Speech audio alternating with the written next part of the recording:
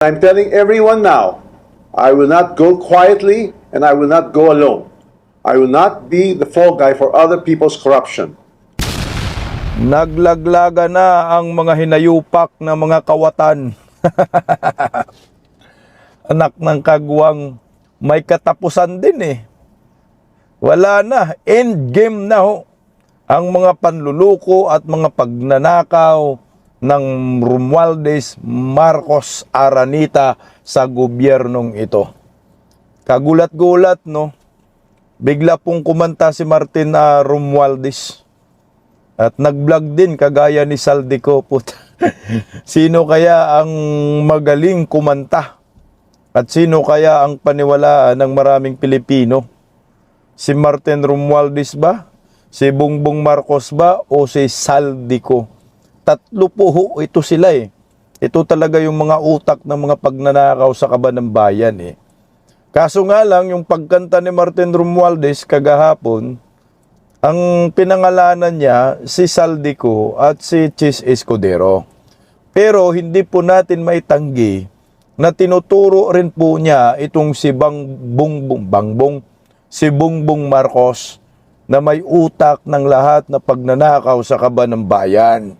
Yan ang maliwanag sa kanyang statement. Kaso, yung mga mainstream media, siyempre, hindi po nila dinadali si Bongbong Marcos. Pero tayo, ang liwanag po ng mga sinasabi ni Martin Romualdez na ang may kinalaman dito ay ang Executive Department. At yung mga nag-approve ng budget at ang yung mga pumirma.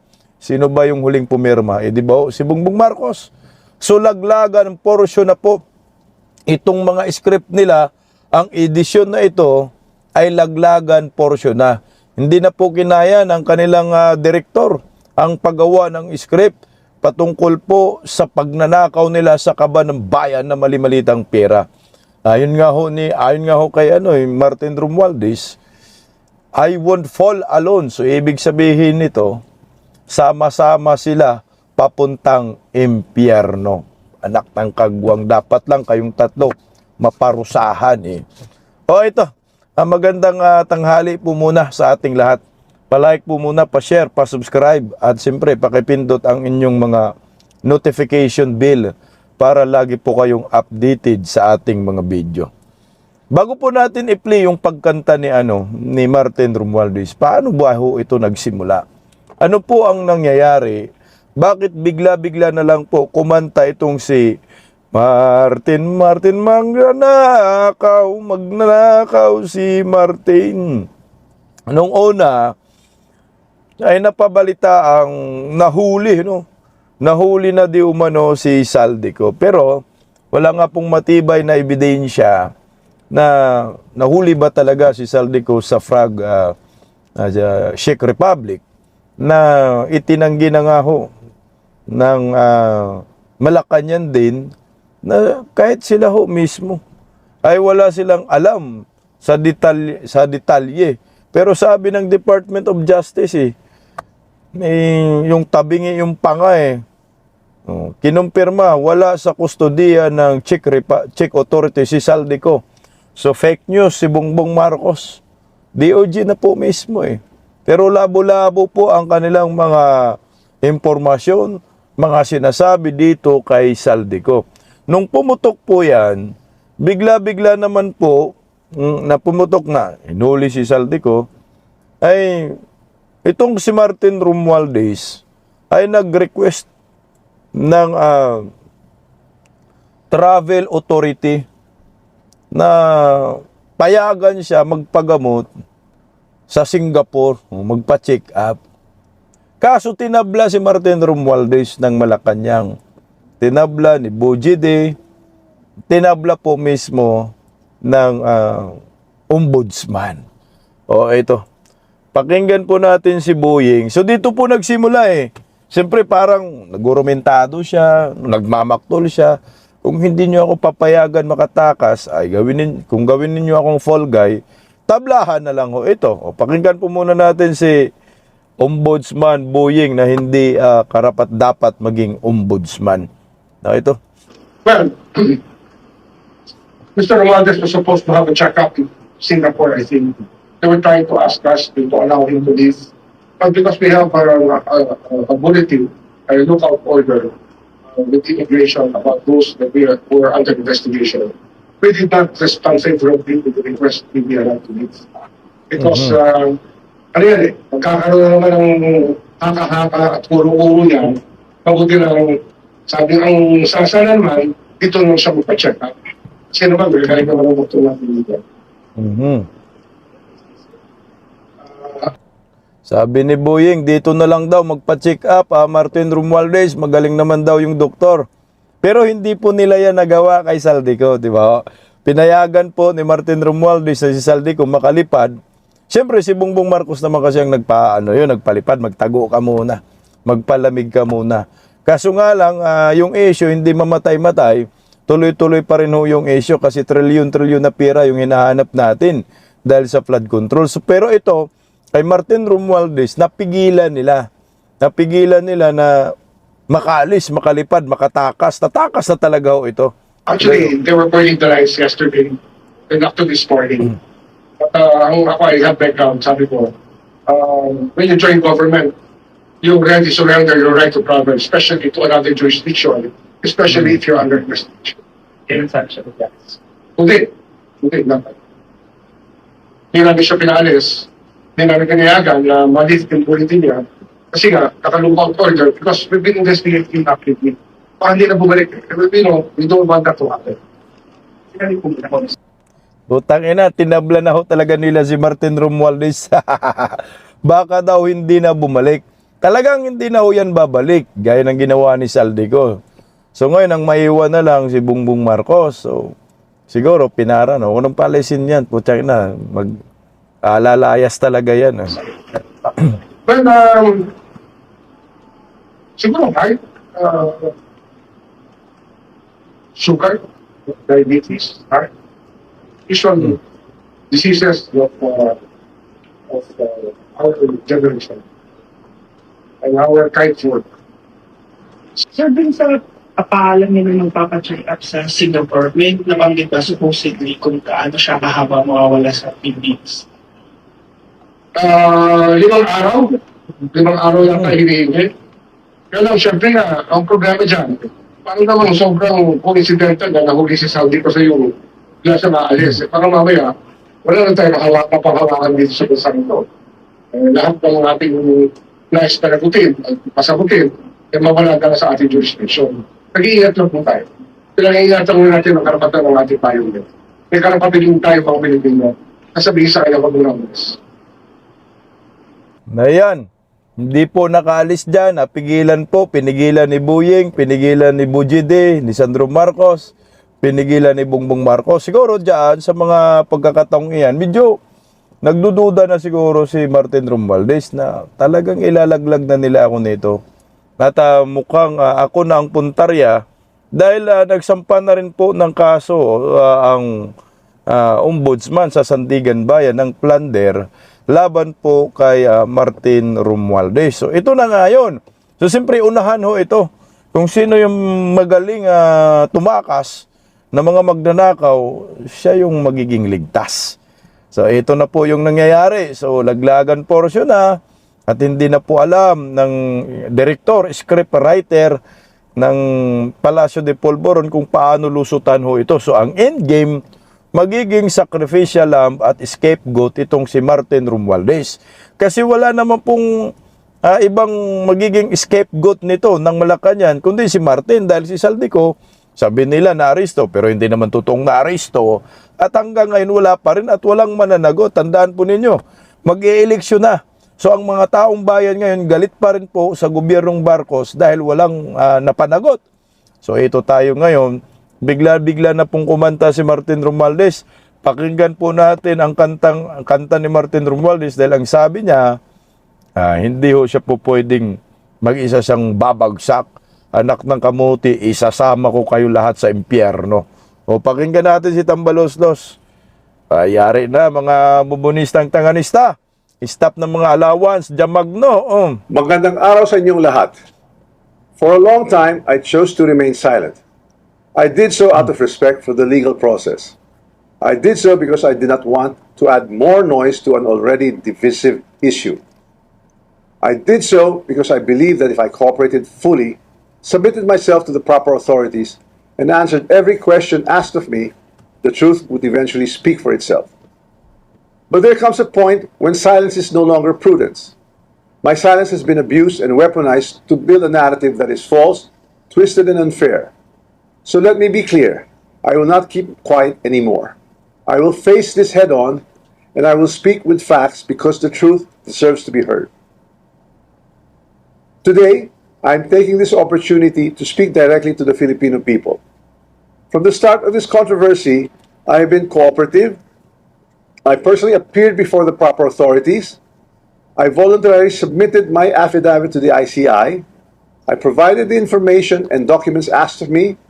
I did not hide. I did not run. I did not evade scrutiny. I faced it head on within the proper channel because I know there is no evidence that proves I committed plunder, conspiracy to commit plunder, or any similar offense that the Ombudsman may be contemplating against me. Mukhang nanindigan din talaga si Romualdez na wala siyang kinalaman sa mga pagnanakaw sa kaba ng bayan dahil nakipag-cooperate daw siya. O tangin na, wala pong maniniwala sa iyo, tambaluslus ka. Sige nga, galingan mo ang pagsisinungaling. And because I have nothing to hide, I am today authorizing the immediate public release of the affidavit I submitted, together with all supporting information so that the Filipino people can judge for themselves who has been transparent and who is simply being politically targeted. Now, Affidavit mo, ano bang nilalaman ng affidavit mo? Actually, maganda rin po kasi malaman din yung affidavit niya. Dapat isinapubliko ng ICI. Ano bang script nilagay niya doon? Para, siyempre, mahimay-himay din natin eh.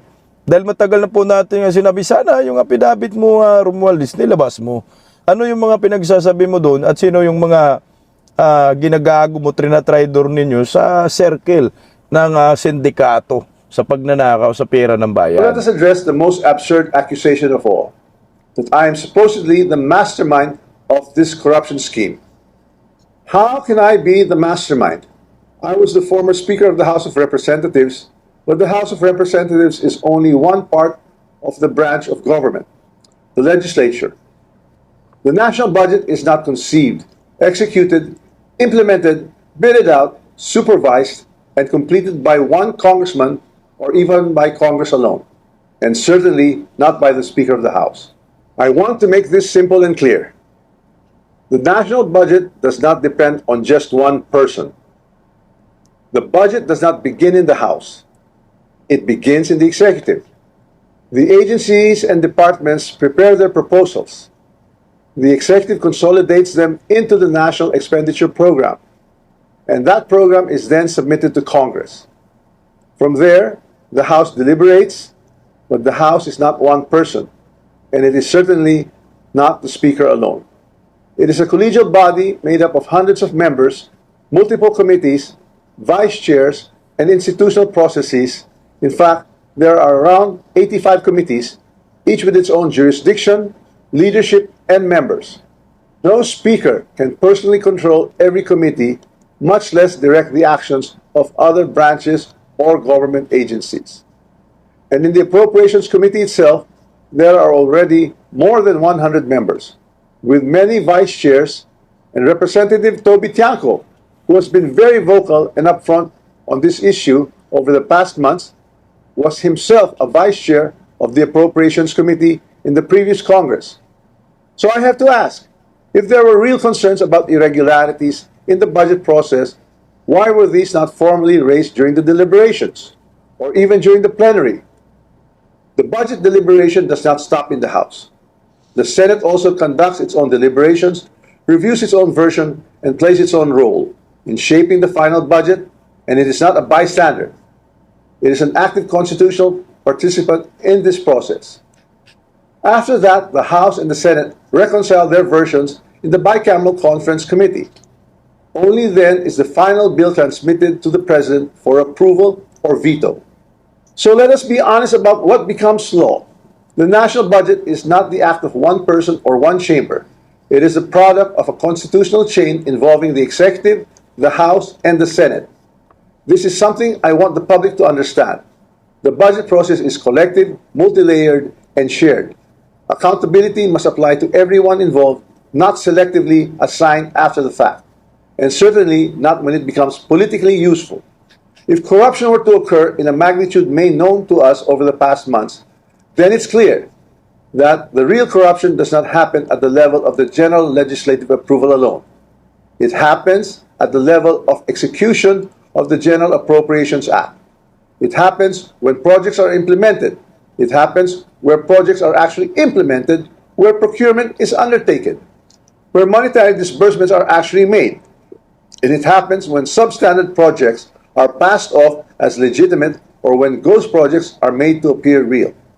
That is why command responsibility is far more logically relevant in the executive branch, where there is actually supervision, operational control, and implementation on the ground, than in the collegial legislative body where constitutional role is deliberation and appropriation.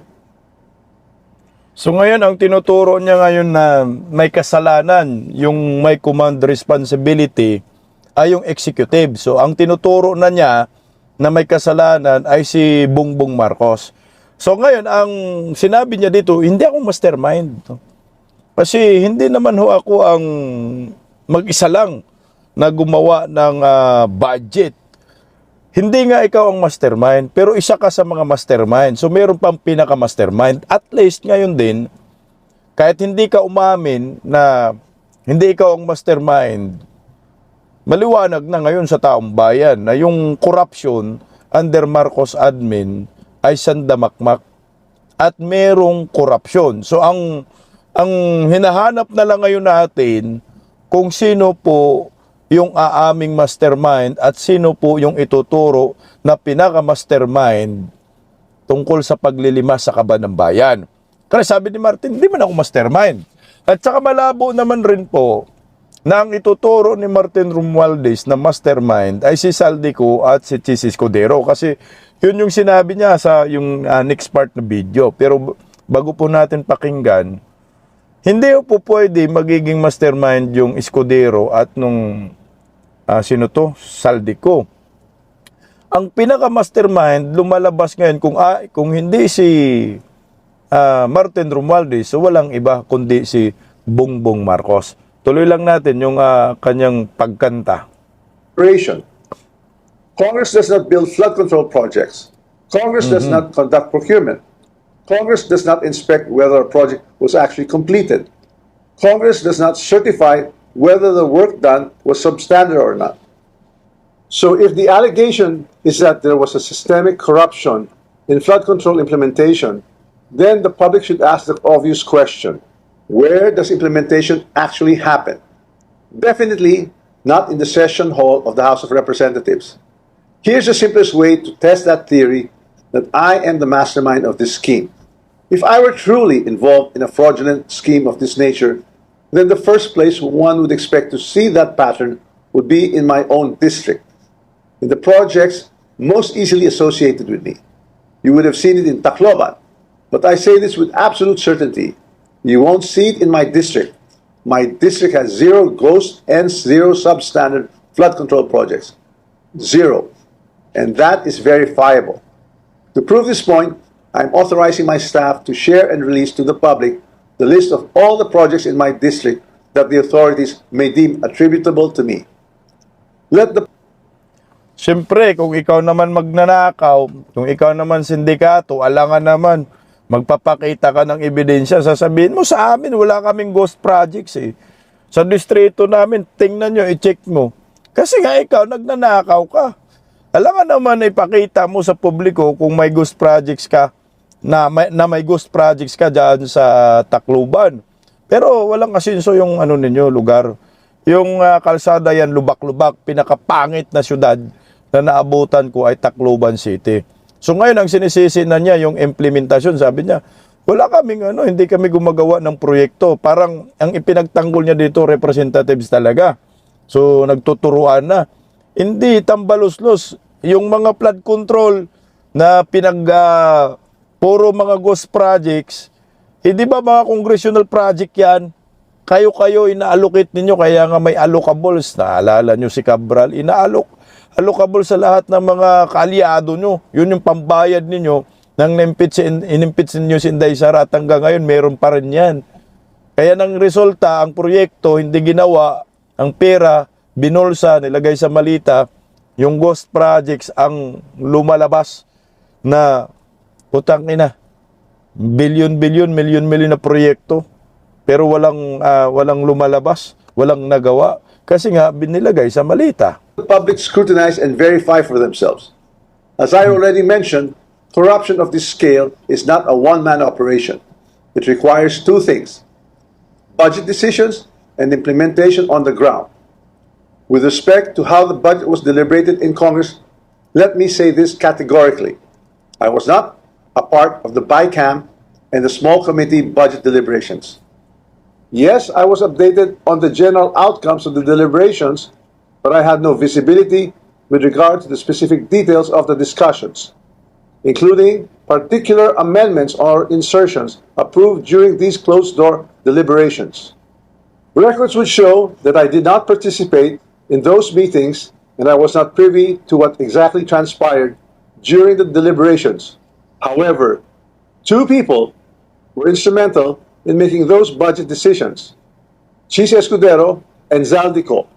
And one Okay, so ngayon ang instrumental daw no ng budget na ito si Chis Escudero at si Saldico. Instrumental lang to, so hindi niya sinabi na mastermind kasi iba yung lumalabas sa mainstream media.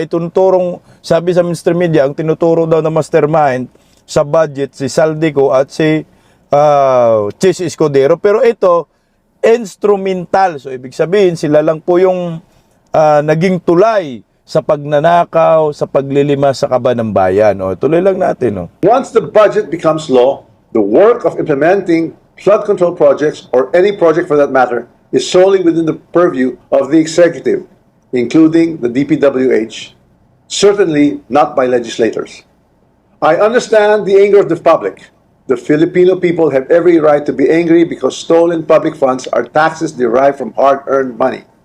I'm not asking the public to look away. I'm asking everyone to look where the evidence points, not where it is politically convenient or politically motivated. So I ask the Ombudsman and the public these questions. Who has been named in sworn testimonies and affidavits? Whose name actually appeared in credible accounts made under oath? If there are sworn accounts pointing to other personalities across the chain, whether in budget deliberations or in implementation, then those leads must be pursued with the same seriousness and the same urgency. Accountability cannot be selective. For months, I chose silence because I believe in our legal system and in the rule of law. But my silence is now being exploited with politically engineered and fabricated narratives. What's even more disturbing, and this is something that cannot be ignored, is that there are emerging indications that certain sectors are attempting to weaponize individuals, including Zaldico, to construct a narrative that serves their own interests. So when the legal processes is being used against me as a political demolition job, then I will have no choice but to defend myself. And I will defend myself fully. I will not allow myself to be turned into the scapegoat so that others who are actually accountable can walk away clean.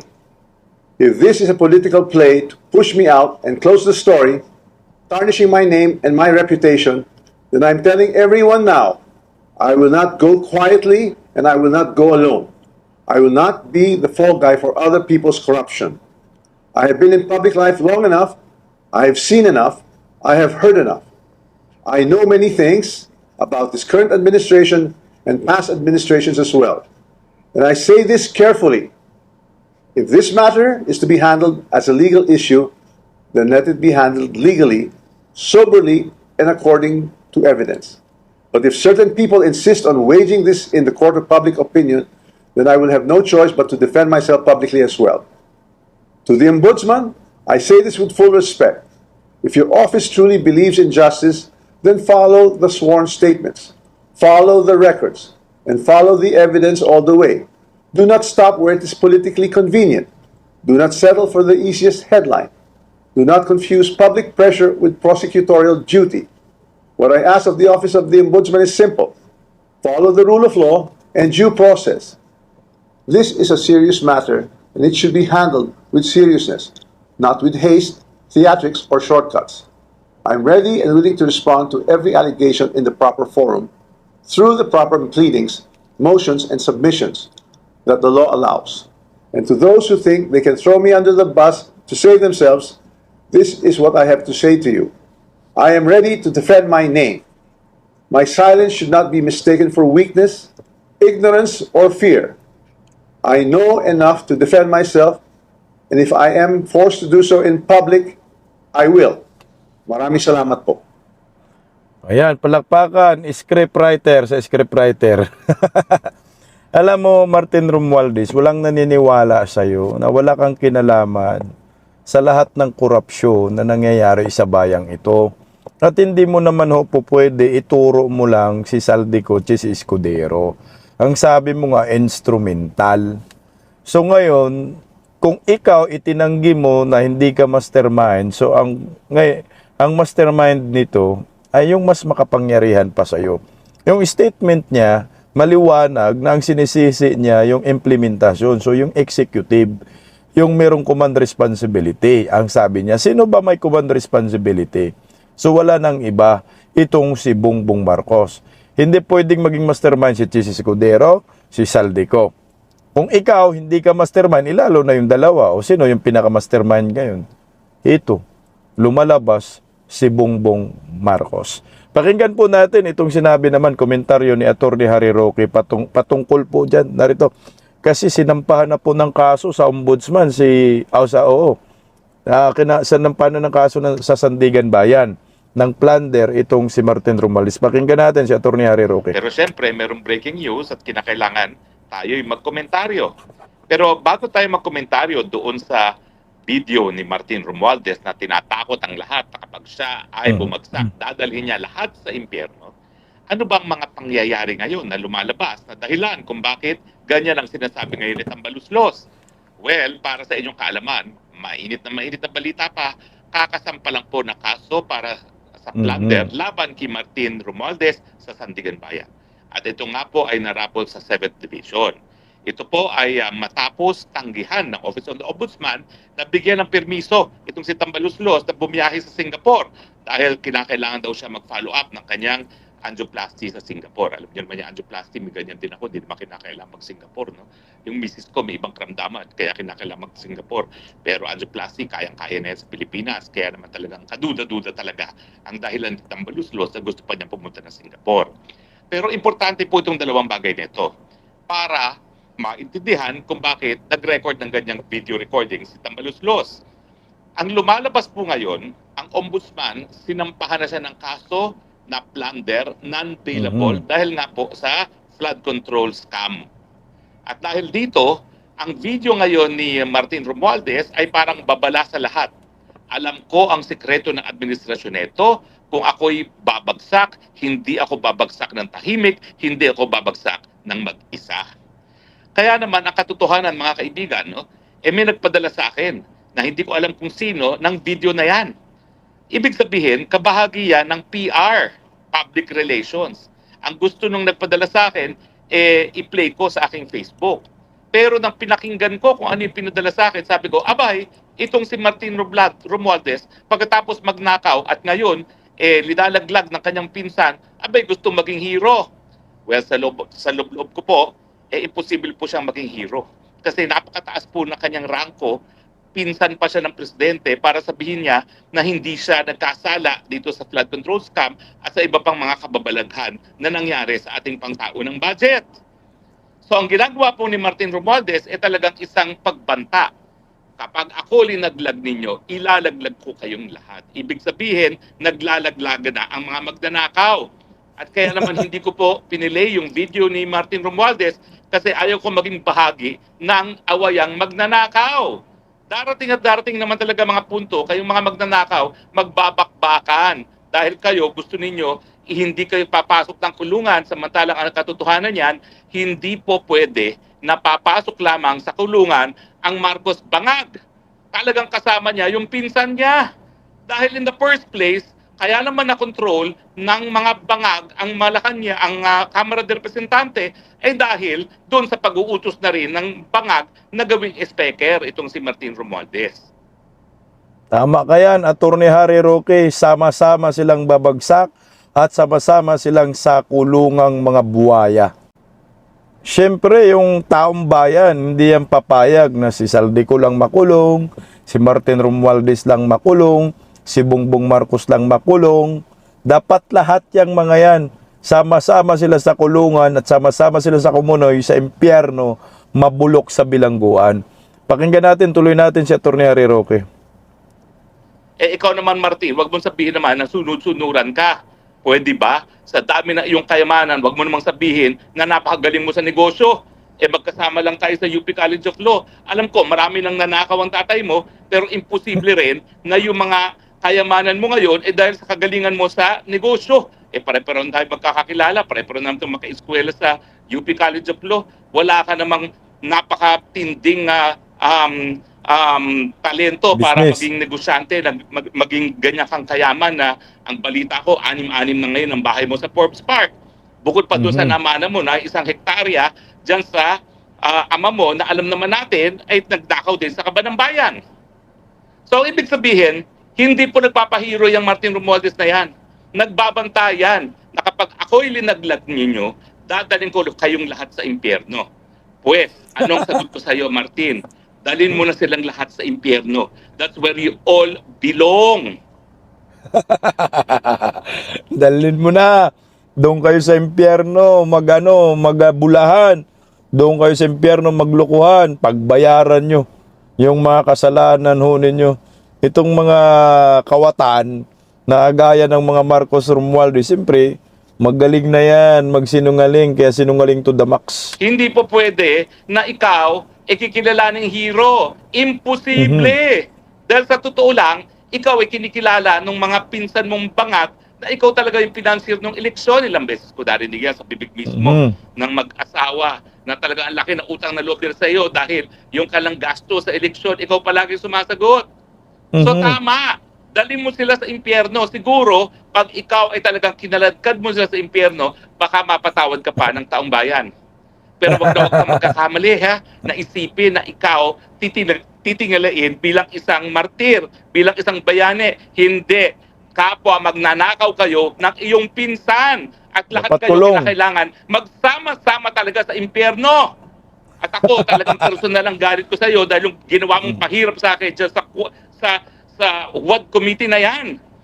Alam niyo po, masama ang loob ko kasi nung estudyante kami, walang pumapansin dyan sa UP College of Law dahil sa Romualdez.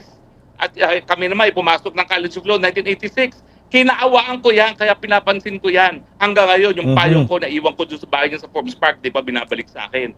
Dapat ang balik sa akin isang factory ng payong sa dami namang nananakaw ng kanyang angkan. Pagkatapos, yun nga po.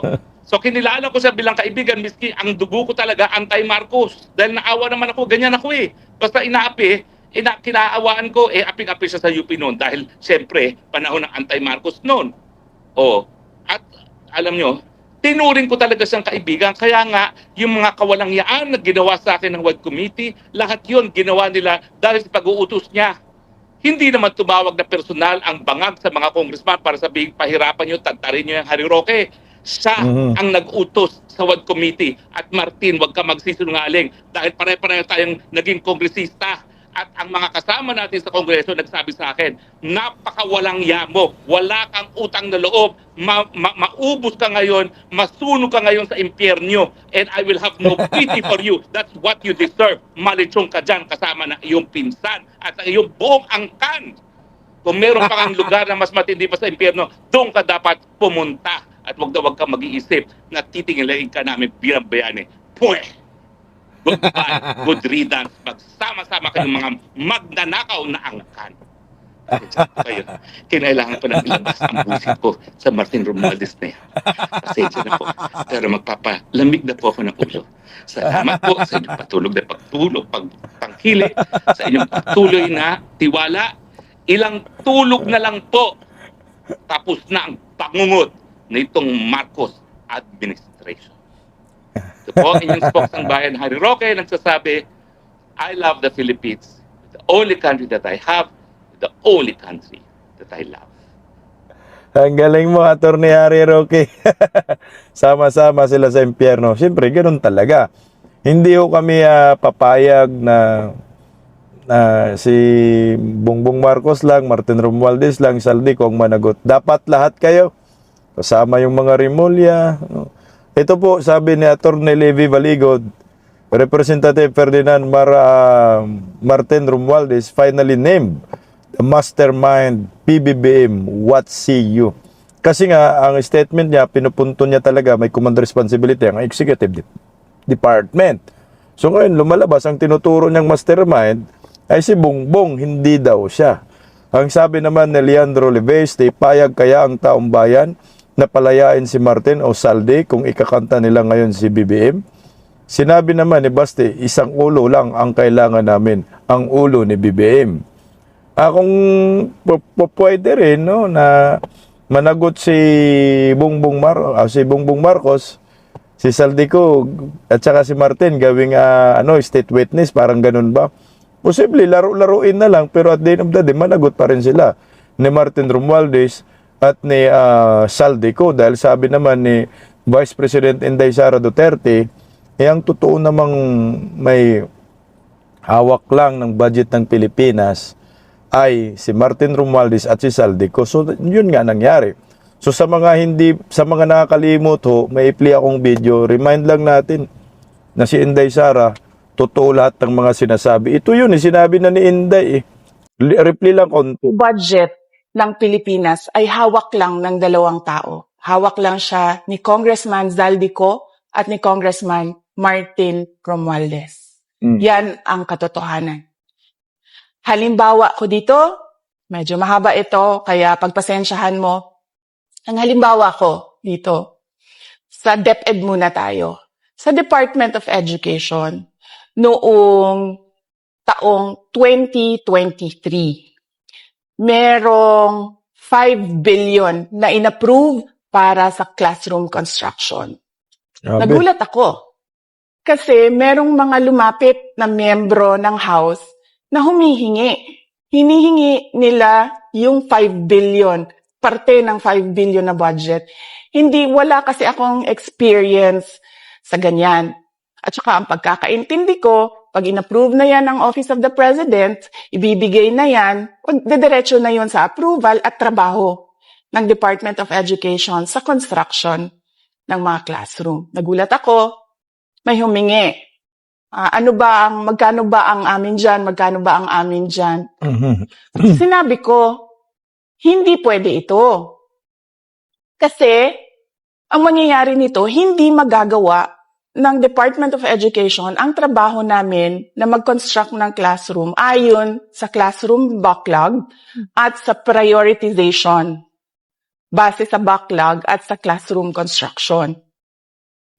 So sinabihan ko yung isang congressman, sabihan ninyo si Martin Romualdez na hindi pwede chap-chapin ang classroom construction na 5 billion. Kaya kung makikita ninyo sa budget proposal na approved ng Office of the President, 5 billion yon. Pero nung lumabas yung GAA o yung budget approved noong 2023, naging 15 billion siya. Dahil hindi nga ako pumayag na Nagdagdag kunin sila. yung 5 billion, dinagdagan nila ng 10 billion yung classroom construction ng Department of Education. Yung 10 billion na yon hindi kontrolado nila yon ng Department of Education. Controlled yon ni Congressman Zaldico at Congressman Martin Romualdez. Hindi ko na kailangan ng corroborative witness dito. Dahil makikita niyo yon sa papel. Makikita ng taong bayan yon sa papel. Net, 5 billion. Lumabas ang budget approved, 15 billion. So maiintindihan niyo, 'di ba? Bakit pa tayo magbo-budget hearing para sa Office of the Vice President? 2 tao lang naman ang nasusunod sa budget ng bayan natin. Halimbawa, taong 2024. Kung makikita nyo, ang approved na budget ng Office of the President para sa classroom construction ay 19 billion. Noong lumabas na ang House version ng Appropriations Bill, ay naging 24 billion ito. 5 bilyon dagdag. So, approved 19 billion, paglabas sa House, naging 24 billion. Mhm.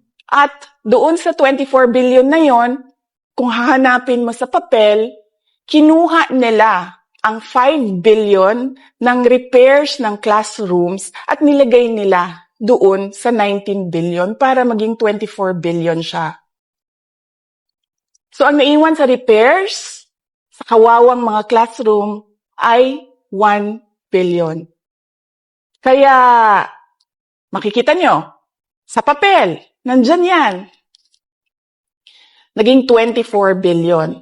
At hindi lang yan, dahil noong 2023 ay hindi ako pumayag na hindi masunod yung DepEd na rules sa paano mag-classroom construction based on need. Ang ginawa ngayong 2024, inattach nila ang listahan na kung saan gagawin ang mga classroom construction worth 17 billion. Makikita nyo yon. Ayan, stop tayo doon. Pinaalala lang po natin sa mga bubonista, tanganista ni Bangag na kung sino po ang naunang nagsiwalat sa korupsyon under Marcos admin, Claire Castro, walang iba. Ito, si Vice President Inday Sara Duterte. Lahat ng sinabi niya nagkakatotoo. Bilyon-bilyon, putang na, tapos ito yung gusto nyong i-impeach. Mahiya naman kayo mga buaya. So ngayon, itong si Martin Romualdez ay nagtuturo. So ang nilaglag, si Saldico, Bongbong Marcos at Chis Escudero. Hindi daw siya mastermind. So sino ang mastermind? Wala nang iba. Sinisi naman niya ang executive department at ang sabi niya may command responsibility. Di si Bongbong Marcos. Yan ang maliwanag. At sinabi rin naman niya na parang nagiging instrumento lang itong si Chis Escudero at Saldico sa pagnanakaw. So ngayon, ang totoong mastermind, kayo magpinsan. Hindi po pwede isang mastermind dito eh. Pareho kayo magpipinsan ang mastermind. Sa kaba ng bayan, ang nagamit lang ho ninyo, naging instrumento galing sa bunganga mo, si Saldico at si Chis Escudero. Kasama na rin siguro si Grace po dyan. Ayan, bahala na po ang taong bayan maghusga dito. Makakatakas kaya si Martin Romualdez? Kailan kaya babagsak yung panga ni Bongbong Marcos? Malapit na ang tinatawag na there will be a day of reckoning. Paggising sa umaga, tanghali at gabi, nakikita ko ang post niya, ang hapdi. Paano nga ba to? Di ako makatanggi. Watch ko na lang at isipin ng mabuti.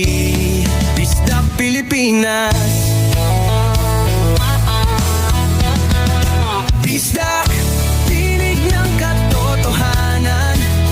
Sa bawat vlog may laban sa kasinungalingan. Mulat ang mata, gising ang masa. Bisdak Pilipinas, para sa bayan, gumigising sa diwa. Sa likod ng kamera, tapang ang dala, walang sinasanto kung mali ang gawa. Hinay-hinay, pero palaban.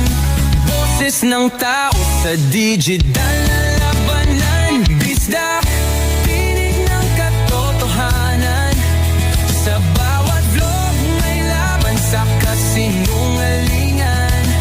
Mulat ang mata, gising ang masa.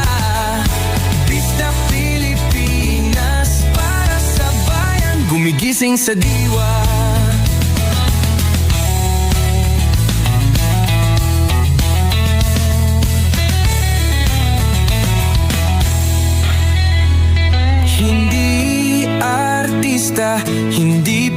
politiko, pero ang katotohanan, sigaw niya ay buo. Sa YouTube o Facebook man siya makita, may aral ka pa rin, may uwi sa bawat salita. Bisdak, gising sa katotohanan, di lang kwento, kundi panawagan. Sa bawat Pilipinong naghahanap ng liwanag, Bisdak Pilipinas, kasama sa pagbangon ng bayan. Bisdak Pilipinas, boses ng masa, gising ang diwa. Sa vlog mo, may pag-asa.